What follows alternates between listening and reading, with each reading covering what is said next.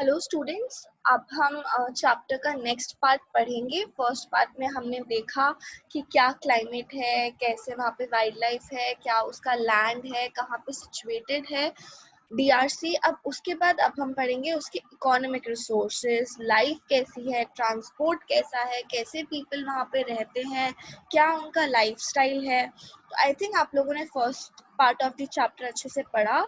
अगर कोई अभी भी डाउट्स है तो please feel free to contact. Now moving on with the next part, economic resources. Farming is the main occupation. Forestry, fishing and livestock rearing are other occupations. जो farming है वो वहाँ का मेन ऑक्यूपेशन है. Forestry, fishing और livestock मतलब कि गाय भैंस पालना, वहाँ पे अदर ऑक्यूपेशंस भी हैं. Large areas under forests have been cleared for farming.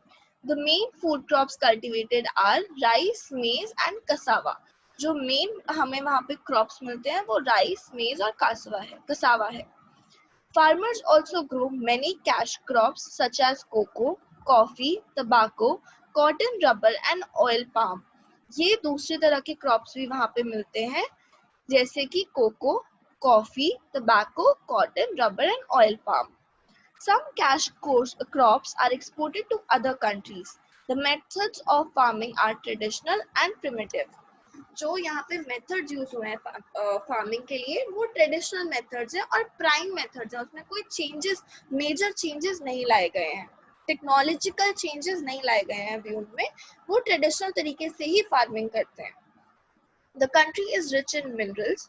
The minerals found here are gold, cobalt, copper, cadmium, petroleum, diamond, silver, zinc, manganese, tin, uranium, iron ore, bauxite and coal. आप देख लो कितने तरीके के minerals यहाँ पे हमें मिलते हैं. The country is very rich in minerals. So next, most minerals are exported. सो आप कह रहे हो कि आपकी कंट्री में वेजिटेशन भी बहुत अच्छी है, मिनरल्स भी इतने अच्छे हैं, तो क्यों ना उसी से कमाया जाए. तो वो लोग ये मिनरल्स दूसरी कंट्रीज को एक्सपोर्ट करते हैं, दूसरी कंट्रीज को बेच देते हैं ताकि उनको कंट्रीज को पैसा मिले और खाने को सामान मिले. The industries are not well developed. Industries नहीं है यहाँ पे इतनी ज्यादा. Most industries are based on agricultural raw materials. क्योंकि एग्रीकल्चर एक मेन ऑक्यूपेशन है यहाँ पे, तो जो मेजर इंडस्ट्रीज है वो एग्रीकल्चर पे ही बेस्ड है. Some products such as shoes and textiles are manufactured in the cities.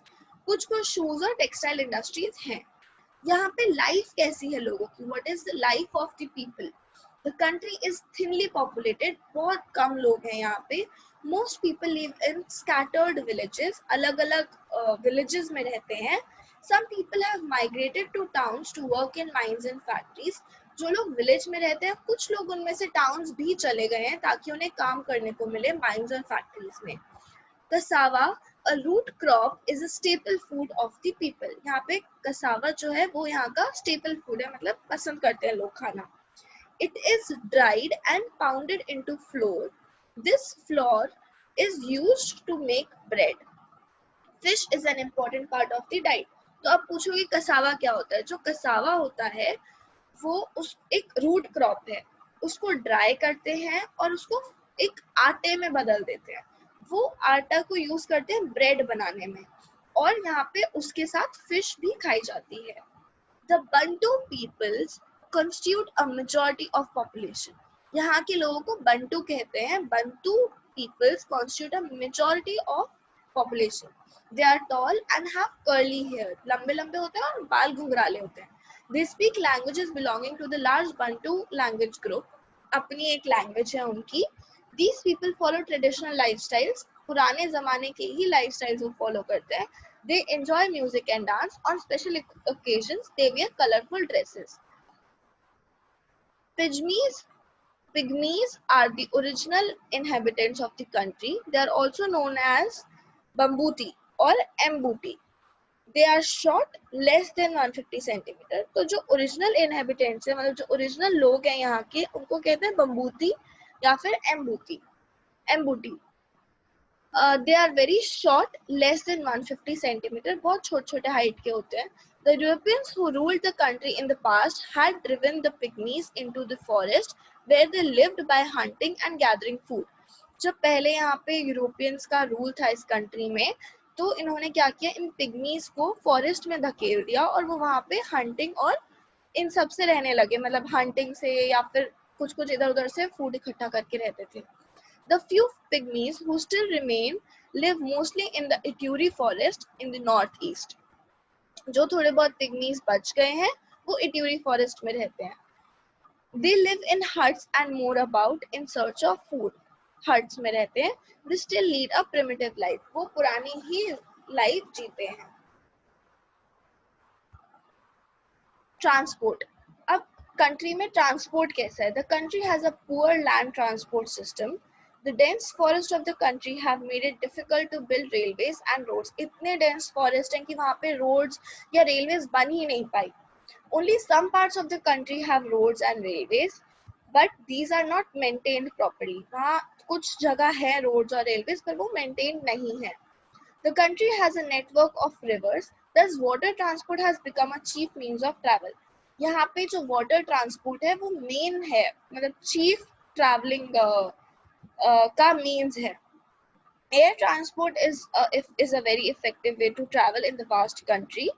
Airway से भी हम कर सकते हैं, हेलीकॉप्टर्स और एरोप्लेन से ट्रैवल कर सकते हैं इस कंट्री में. The country has more than 200 airports. एक कंट्री में 200 से ज्यादा एयरपोर्ट्स हैं. This means the transport is fast and becoming popular. मतलब जो एयर ट्रांसपोर्ट है वो बहुत पॉपुलर हो रहा है यहाँ पे. अब सिटीज कैसी हैं? About 30% of the total population lives in towns and cities. Kinshasa is the capital and the largest city. So Kinshasa is the capital and the largest city. It is also an important commercial and industrial center. तो यहाँ से commercial और industries भी काफी ज़्यादा है यहाँ पे, तो it is the capital of the country. Lubumbashi is the main city in the mineral rich region. जो लुबुम्बशी है वो मिनरल रिच रीजन है. Other cities are Kisangani, Likasi and किकविट.